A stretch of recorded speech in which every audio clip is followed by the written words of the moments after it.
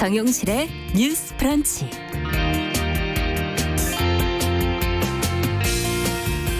안녕하십니까, 정용실입니다. 예전에 백델 테스트라는 것을 소개해드린 적이 있는데 기억하실지 모르겠어요. 영화가 성평등한 작품인가 아닌가를 판단하는 최소의 기준으로 최근에 많이 통용되는 세 가지 조건입니다. 첫째가 영화 속에 이름을 가진 여성 캐릭터가 최소 2사람 나올 것. 또 둘째는 이들이 서로 대화를 나눠야 되고요. 셋째는 그 대화 내용은 남자 캐릭터에 관한 것이 아닐 것. 이 세 가지 조건을 충족했을 때 백델 테스트를 통과하게 되는 건데요. 다음 주에 양성평등 주간을 지금 앞두고 한국영화감독조합 그리고 문화체육관광부가 이 테스트를 통과한 2020년 한국영화 10편을 선정을 했습니다. 저희가 이미 좀 소개해드린 적이 있는 작품들이네요. 벌새, 윤희에게, 찬실이는 복도 많지, 82년생 김지영, 이런 작품들입니다. 자, 성평등을 기준으로 두지 않더라도 작품성 또 영화가 던지는 메시지와 관련해 좋은 평가를 많이 받았던 그런 작품들인데요. 아직도 한국 영화 중에는 이 백델 테스트를 통과한 영화보다 그렇지 못한 영화가 훨씬 많습니다. 세상이 달라졌다고 말하는 분들이 많은 만큼 이런 기준이 좀 필요 없어지는 그런 시대가 오기를 기대를 해봅니다. 자, 이번 주말에 집콕하실 분들은 문화생활이 그립다면은 세계를 좀 보는 시각을 넓혀주는 영화 한 편 골라보시는 것도 좋지 않을까 하는 생각이 드네요. 자, 8월 28일 금요일 정용실의 뉴스 브런치 시작합니다.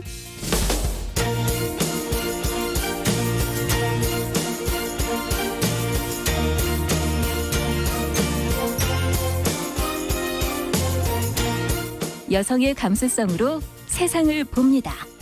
KBS 1라디오 정용실의 뉴스 브런치. 여러분의 의견을 기다립니다. 문자는 샵 9730으로 보내주세요. 짧은 문자 50원, 긴 문자 100원이 부과됩니다.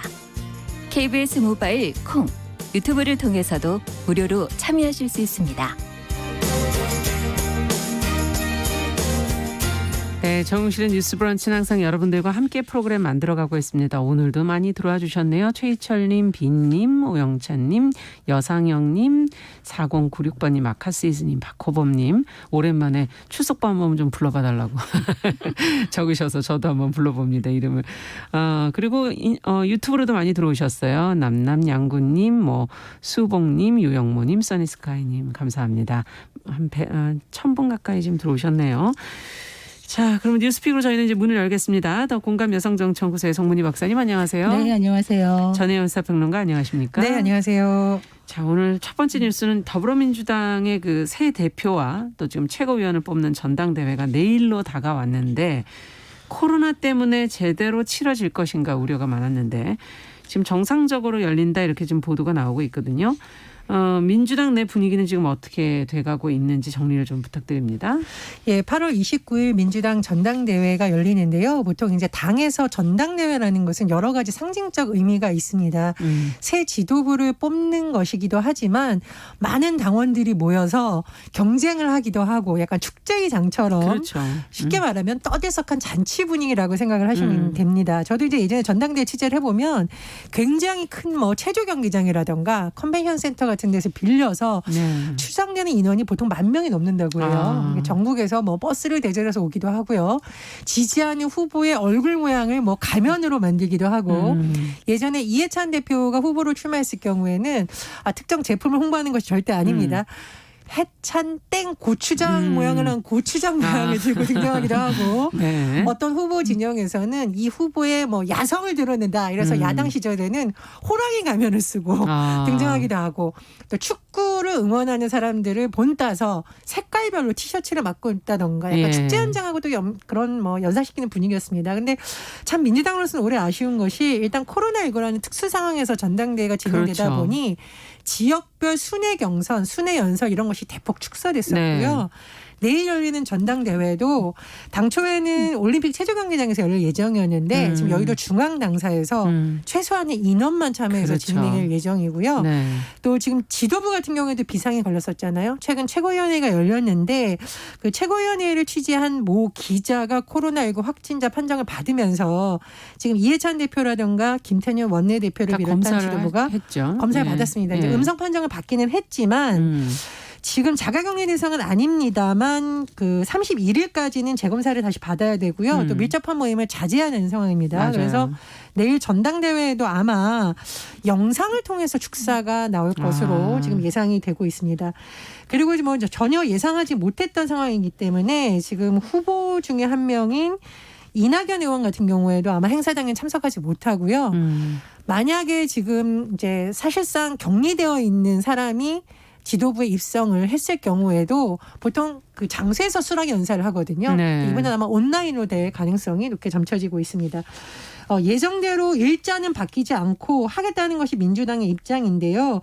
그러나 이제 전당대회를 통해서 우리가 보통 컨벤션 효과를 얘기하거든요. 네. 컨벤션 효과라는 것은 뭐 특정 장소만을 의미하는 것이 아니라 정당에서 큰 어떤 이벤트가 있을 경우에 국민들의 관심을 모으고 지지율도 올라가는 효과가 있었는데 이번에는 좀 특수 상황으로 그런 것을 그렇죠. 기대하기가 좀 어렵다라는 전망이 나오고 있습니다. 네. 지금 투표를 보면 이번에 온라인 투표가 강화가 되는데요. 24일부터 25일까지 권리당원 온라인 투표, 26일부터 27일까지는 전국 대의원 온라인 투표, 29일에는 중앙위원 온라인 투표가 열리는데요. 네. 이게 가점이 약간 다릅니다. 100%를 놓고 봤을 때 대의원은 45%, 권리당원 40%, 국민 여론조사 10%, 일반 당원은 5%가 반영이 됩니다.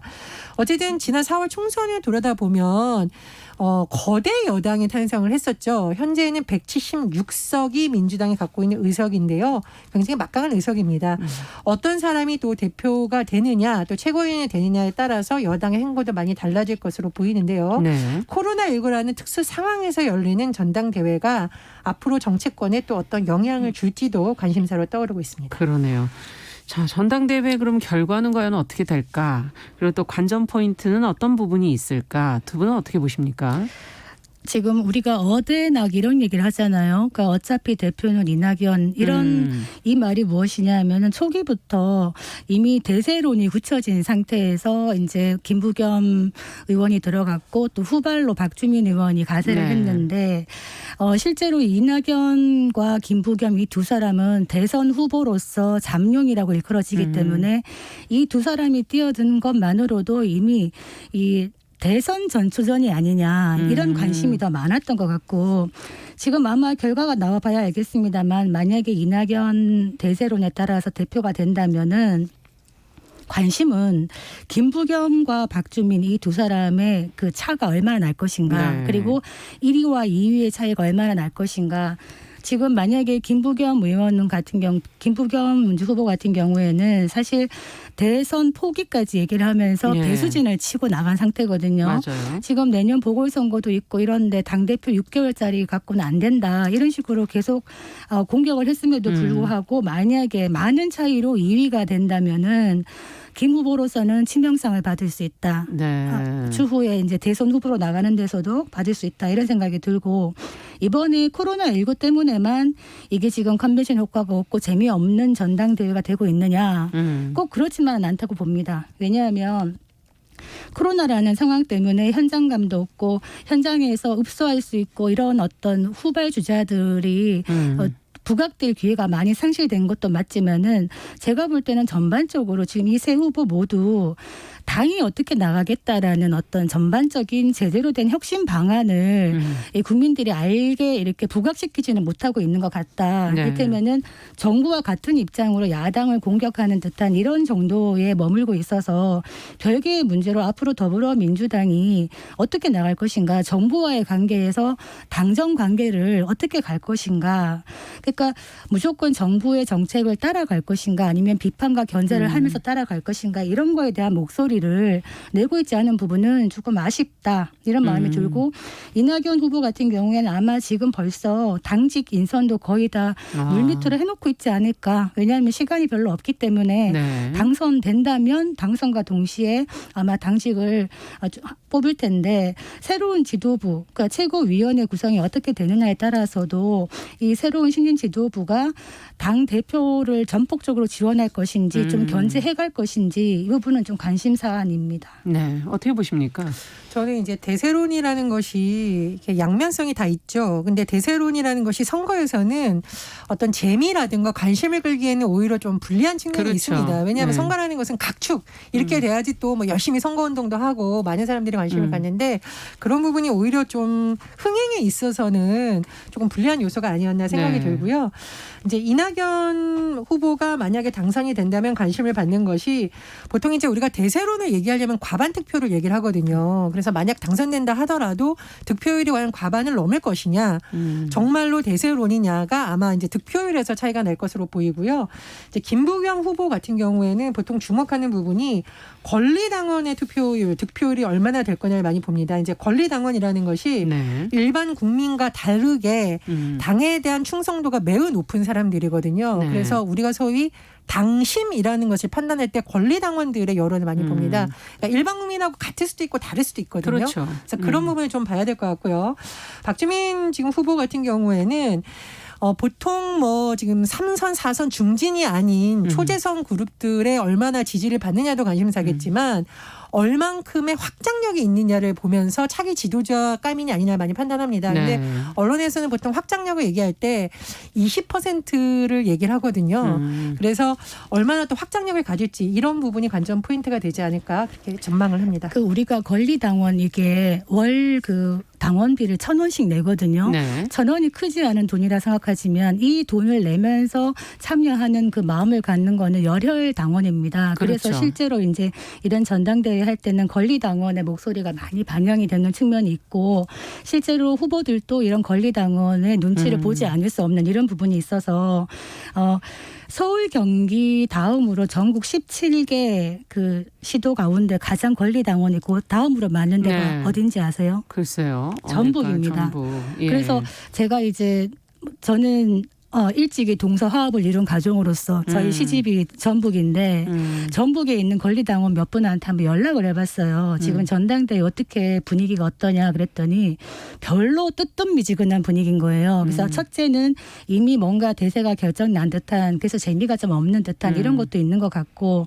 또 지금 호남 지방 호남 쪽에서도 뭔가 이제 정부의 정책에 대해서 또 약간 비판의 목소리도 약간 있고 이러다 보니 지금 뭔가 정부와 약간은 다른 목소리를 낼 수 있는 그런 후보가 없기 때문에 좀 관심도가 떨어지는 것도 있는 것 같다. 그래서 투표율은 봐야 되겠습니다만 실제로 만약에 이낙연 후보가 된다 그러면 남은 네. 기간이 대선을 바라보게 되는 이런 좀 문제가 있지 않겠나 이런 걱정은 좀 됩니다. 네, 이제 저 이제 취재진 기자들에게 좀 물어보면 예전에 전당대회가 뭐 베스트였다 이렇게 할 수는 없지만 예전에 전당대회는 새로운 시도들을 좀 많이 했었습니다. 그러니까 예를 들어 최초로 모바일 투표라고 해서요. 네. 일반 국민들도 휴대전화로 투표에 참여하게 되니까 예측 불허 상황이 된 거죠. 그런 점이 있었고 예전에는 이제 이 사람이 과연 지도부에 들어갈 수 있을까 안 들어갈 수 있을까 이런 좀 재미를 주는 새로운 후보군들이 도전 정신이 좀 많이 돋보였었거든요. 예. 근데 이번에는 상대적으로 그런 뭔가 도전적이고 저 사람 지도부감을 한번 당에서 키워볼 만한 하지 않아라는 그런 분들이 좀 많이 부각되지 못했습니다. 물론 이제 신예에 속하는 후보들이 최고위원회 그렇죠. 지금 포진은 하고 있어요. 그래서 민주당으로서 조금 아쉬운 면이 많았다고 생각을 하는데 어쨌든 내일 뭐 29일 날 전당대회 끝나면 한 5시쯤 발표가 날 것이라고 보는데요. 네. 새로운 지도부가 얼마나 국민의 관심을 다시 잡고 그렇죠. 또 현 정부의 관계 설정을 어떻게 하느냐에 따라서 예. 국민들의 관심도도 달라질 것으로 보입니다. 네. 자, 이제 다음 뉴스로 또 가보겠습니다. 다음에는 기업의 경조사 차별, 성차별에 대해서 꾸준히 문제가 제기돼 왔던 부분을 저희가 좀 짚어볼까 하는데요. 요즘에 조금 바뀌고 있는 추세다 이렇게 지금 얘기들은 나오고 있어요. 경조사 성차별이라는 게 무엇인지 전혜연 평론가께서 좀 정리해 주시겠어요? 보통 기업별로 노사 합의에 따라서 경조사에 대한 여러 가지 뭐 규정을 만든다던가 이렇게 하는데 네. 화환을 보내거나 뭐 휴가를 주거나 조의금을 보내는 것이 보통 이렇게 노사 합의에서 많이 결정되는 그렇죠. 경우가 많습니다. 그런데 왜 북에 관한 데에 대한 부분은 많이 규정이 되어 있는데 목에 관한 부분은 아예 빠지거나 차별적인 요소가 있다라는 지적이 나오고 있었거든요. 네. 제가 불가피하게 예를 들면 외할아버지, 친할아버지라는 용어를 쓰겠는데 사실 이 용어도 차별적인 용어라는 지적이 나온 적이 있었죠. 그렇죠. 우리가 친할아버지 할 때 친자가요. 친하다 할 때 이 친전 뭐 친 쓰고요. 외할아버지 할 때 이 외자는 바꿔 외자를 씁니다. 그러니까 사실 용어자들 좀 바꿨으면 좋겠다라는 의견이 있는데 그러네요. 편의상 오늘은 그 용어를 좀 써보도록 하겠습니다. 예를 들어 이제 모 공사의 경우에는요.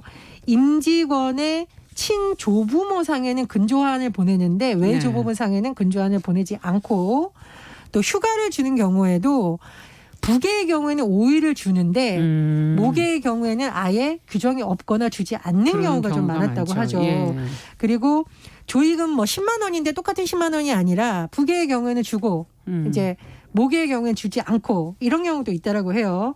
그리고 모 기업의 경우에는 임직원의 아버지 남자 형제라든가 배우자상 숙모 뭐 이런 경우에는 이제 주는데 고모 이모 같은 경우에는 여자 형제 해당 안 됨이라고 아예 써 있는 경우도 있었다고 하죠. 그래서 최근 들어서 이런 문제가 계속 제기되고 있었는데 이런 부분부터 좀 바꿔야 되지 않느냐라는 논의가 계속되고 있고요.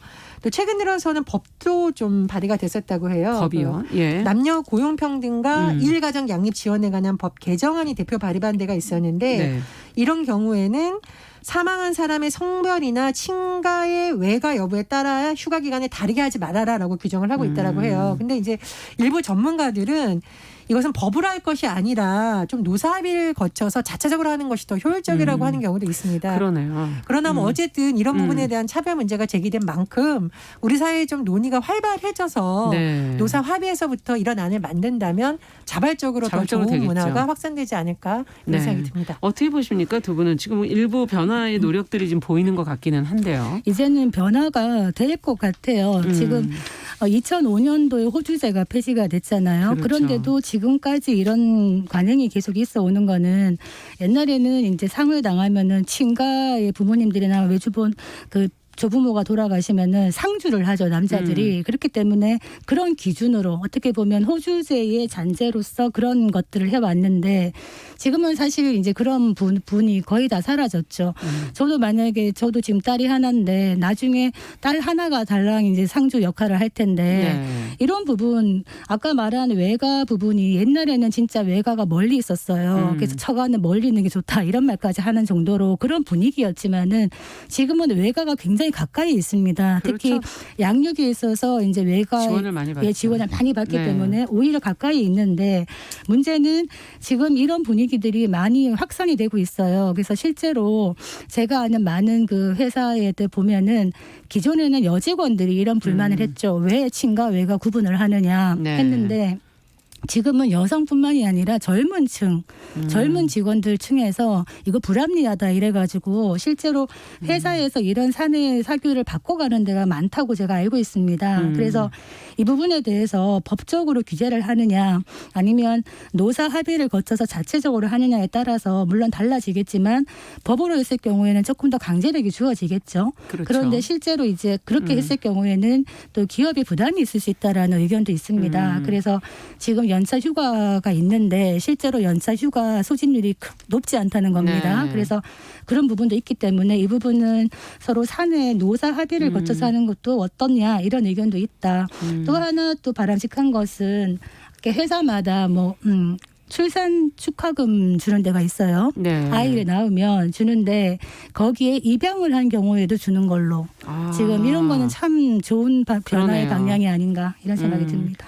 그러니까 단체 교섭 할 때 보통 임금이라던가 근로복지 관한 내용이 많이 들어가는데 네. 사실은 이런 내용도 들어가면 더 좋다는 거죠. 그래서 그렇겠네요. 그런 부분을 아마 지금 노동계에서도 많이 고민하는 것으로 전해지고 있어서요. 변화가 있을지 좀 기대를 해보고 저는 최근 들어서 이제 우리가 가족의 개념이 넓어지고 있다라고 하잖아요. 네. 꼭 혼인관계가 아니더라도 평생 같이 가야 되는 동반자가 있을 수도 있는 것이고요. 그렇죠. 조금 더 확장해서 보자면 최근 들어서는 좀 반려견에 대한 배려를 좀 해달라 이런 의견도 나오고 있거든요. 물론 네. 그것을 이제 법적으로 하기에는 아직 굉장히 먼 얘기처럼 얘기지만. 들리지만 그런 부분에 대해서 좀 배려를 해주면 어떨까라는 의견도 제기가 되고 있고요. 제가 뭐 기사를 읽다 보니까 그 결혼 휴가 같은 경우에는 직장인들이 보통 휴가를 가장 길게 받는 기간으로 놓는데 네. 그럼 결혼 휴가만 주지 말고 비혼 직장인들을 위한 여러 가지 제도를 좀 보완해주면 좋겠다는 의견도 나오고 있다고 합니다. 네. 그래서 우리 사회의 변화에 맞춰서 휴가의 개념도 좀 바뀐다면 그러네요. 더 다양한 사람들의 요구가 반영되는 시대가 되지 않을까 그런 생각이 듭니다. 그렇죠. 실제로 비혼주의자 분들이 좀 있으시더라고요. 맞아요. 그런데 비혼을 하지만 결혼에 준하는 휴가를 결혼을 하면 휴가를 받는데 우리는 평생 결혼 안 할 건데 그럼 그 휴가가 없는 거잖아요. 그래서 다양한 어떤 목소리를 좀 반영하는 것도 사회 변화가 아니겠는가 이런 생각이 듭니다. 네, 맞춰서 정말 법도 제도도 만들어줘야 될 것 같습니다. 자, 마지막으로 교내에 지금 불법 촬영 카메라를 설치한 혐의를 받는 40대 전직 남자 교사의 재판에 지금 학생들이 참여를 했다는 보도가 나왔습니다. 학생들 반응이 지금 구체적으로 나오고 있는데요. 어떤 이야기들이 나왔는지 어떻게 된 사건인지 송 박사님께서 좀 정리를 해 주시죠. 네, 전직 교육 공무원인데 지금은 파면이 됐죠. 네. A 교사라고 하겠습니다. 이 A 교사가 올해 6월에 그 자신이 재직 중인 김해 한 고교 여자 화장실에 카메라를 불법으로 설치한 혐의로 이제 재판을 받고 있는데 찾아봤더니 과거에 근무했던 수련원과 고성의 한 고등학교에서도 불법 촬영을 한 것으로 지금 드러나고 있습니다. 네. 그래서 이 재판이 열렸는데 여기에 누가 왔느냐. 전임지였던 경남 고성의 한 고교 졸업 재학생들이 이날 왔습니다. 공판을 방청했습니다. 그러니까 학생들이 온 거죠. 네. 참 슬픈 이야기이고 화가 나는 이야기인데 이들이 어떤 이야기를 하냐면 방청단의 유무와 규모 관심 정도에 따라 재판부가 느끼는 부담감과 태도가 달라지는 것 같다. 그래서 우리가 남은 공판과 선고일까지 재판부와 도교육청을 대상으로 계속 목소리를 내겠다. 이렇게 학생들이 강경한 이야기를 했습니다. 네. 이날 이제 재판에서 좀 특이한 것은 탄원서를 냈는데요. 예, 학생들이요. 네, 학생들이 탄원서를 냈는데 학생 및 시민단체 372명이 동참을 했습니다. 근데 여기에 대해서 재판부에서 이 탄원서에 대해서 일일이 지켜보고 재판부가 탄원 또 방청객의 의견도 한번 들어보는 네. 이런 어떻게 보면 열린 재판이 이루어졌다. 그러니까 재판장이 방청석에 의견이 있는지 물은 겁니다. 네. 그러니까 물으니까 어떤 의견이 나왔냐면은 방청객들 중에 지금 이제 재판장이 이 피고인이 범행을 자백을 했는데 피고인의 평소 근무 태도나 평가에 대한 자료를 제출해라. 그러면 양형에 좀 참작하겠다 이렇게 얘기를 했더니 방청객이 피고인의 근무 태도와 평가에 관한 자료가 형량에 영향을 미치지 않으면 좋겠다. 왜냐하면은 근무 태도와 별개로 이런 성범죄를 저지른 것이고 피해자로 고통을 받고 있는 친구가 있다. 이렇게 얘기를 했습니다. 또 하나 문제는 피해자가 특정이 돼야 되는데 네. 이제 화장실에서 불법 촬영한 것들에 대한 피해자가 특정이 되어야지 법률적인 의료적인 지원을 받을 수가 있는데 네. 이게 참 슬픈 이야기인 것이 피해자로 특정되기 위해서는 그것도 그 압수 파일이나 영상을 보고 피해자를 특정해야 되는 이런 예. 과정이 있어서 피해자들의 또 추가 고통이 있을 수 있다. 그런 얘기가 들려옵니다. 네. 이건 참 지금 가해자가 교사여서 참 학생들이 과연 어떤 생각들을 가지고 어떤 고민들과 고통 속에 있었을까 이런 생각이 드는데요. 두 분은 어떻게 보십니까? 최근에 디지털 성범죄와 관련해서 많은 국민들이 안타까워하는 것에 그치지 않고 행동을 하는 것이 나타나고 있었죠. 예를 네. 들면 디지털 성범죄를 근절할 수 있는 법을 만들어야 된다라고 국회에 청원을 넣어서 예. 결국은 그 법이 그렇죠. 만들어지게 되는 물론 이제 결과적으로 좀 줄석여서 안타깝긴 했습니다만 좀 깨어있는 시민 행동하는 양심 이것이 어려운 말이 아니라 이렇게 발현될 수 있구나라는 생각이 들었고요. 최근에 방청연대라는 말이 이제 다시 나오고 있습니다. 연대라는 건 여러 사람이 힘을 모은다는 건데 방청 말 그대로 재판하는 과정에 직접 가서 방청석에 앉아서 재판을 시민들이 지켜보고 있다는 것으로서 피해자가 덜 위축되도록 그리고 재판부가 법리만 볼 것이 아니라 시민들의 의식 수준을 좀 더 신경 써서 해달라라는 의미를 갖고 있거든요. 그렇군요. 그래서 특히 이제 우리가 N번방 사건 관련해서 이런 것을 지속적으로 있는 활동가들의 소식도 언론에 정해지고 있고요. 제가 좀 언론 보도를 찾아보니까 한 명이 아니라 뭐 15명, 20명 모여서 왜냐하면 이제 법원에 가는 게 처음인 경우가 있잖아요. 그렇죠. 근데 어렵지 않습니다. 그래서 예. 신분증 잘 챙겨가시면 되는데 같이 재판 보면서 아 이런 부분으로서 우리가 힘을 모아줄 수 있구나라는 활동이 이어진다라고 해요. 그래서 제가 우리 사회가 참 고쳐야 될 부분이 많지만 거꾸로 아 우리나라 국민들이 참 우리 사회를 변화시키는 데 굉장히 큰 역할을 하고 있구나. 그렇죠. 그런 생각이 들기도 했습니다. 그러니까 실제로 일반인의 어떤 상식적인 수준에서의 법 감정과 재판에서 재판장이 보는 또 현실에 좀 괴리감이 있어 왔다. 특히 이런 성범죄에 있어 가지고는 특히 교육에 있어서 학교에서의 성범죄는 사실 굉장히 짚고 넘어갈 부분이 그렇죠. 많은데 문제는 2013년에서 16년 자료를 보니까 초중고에서 이제 교원 중에 성비위를 받고 징계를 받은 교원 중에 43%가 다시 돌아와서 교단에 섰다는 네. 이런 통계가 있습니다. 그래서 이 부분은 좀 더 엄중하게 봐야 되고 학생들이 가서 이런 얘기를 할 때 어떤 마음이었을까 다시 한번 마음이 아프다 이런 생각이 듭니다. 네. 그리고 저는 꼭 한마디 덧붙이고 싶은 게 보통 공부 잘하는 학생들한테 판사, 검사, 변호사 어른들이 많이 얘기하잖아요. 근데 그런 꿈을 가진 학생들 꼭 법정에 가서 재판 과정을 방청할 수 있는 사실 많이 열려 있습니다. 그리고 그렇죠. 요즘은 뭐 코로나 때문에 조금 위축되기도 했습니다만 잘 찾아보시면 일반 학생들이 법원을 견학할 수 있는 기회도 많아요. 그래서 실제로 가보고 아 내가 이 직업을 왜 가져야 되는지 소명의식을 주는 것이 굉장히 중요하다고 보거든요. 그렇죠. 저도 옛날에 법원 취재하면서 법원 가보니까 그렇게 어렵지 않습니다. 그리고 실제로 재판을 보면 생각이 많이 바뀌어요. 그런 것이 정말 살아있는 교육이라고 생각하기 때문에 코로나19가 좀 나아지면 지방에 있는 뭐 작은 법원도 좋고요. 큰 네. 법원도 좋은데 미리 확인하셔서 법정에 한번 가보는 것도 좀 추천드립니다. 그런 이런 어떤 방청연대라든가 이렇게 방청객의 규모가 많아지는 게 혹여라도 재판의 독립성에 대한 부당한 압력이 되냐 이런 또 제한도 있을 수 있는데 이 부분은 좀 별개로 봐야 된다고 봅니다. 재판도 좀 더 이제 오픈되고 재판 공개주의가 원칙이니까요. 그래서 이런 부분에 대해서 좀 간격이 좁아진다면은 현실에 기반한 재판 판결도 있을 수 있지 않겠나 이런 생각이 듭니다. 그러네요. 자, 오늘 뉴스픽 여기까지 듣겠습니다. 전혜연 평론가, 더공감 여성정치연구소 송문희 박사 두 분 수고하셨습니다. 감사합니다. 감사합니다. 자, 정용실의 뉴스 브런치 듣고 계신 지금 시각 10시 32분 향해 가고 있고요. 라디오 정보센터 뉴스 듣고 오겠습니다.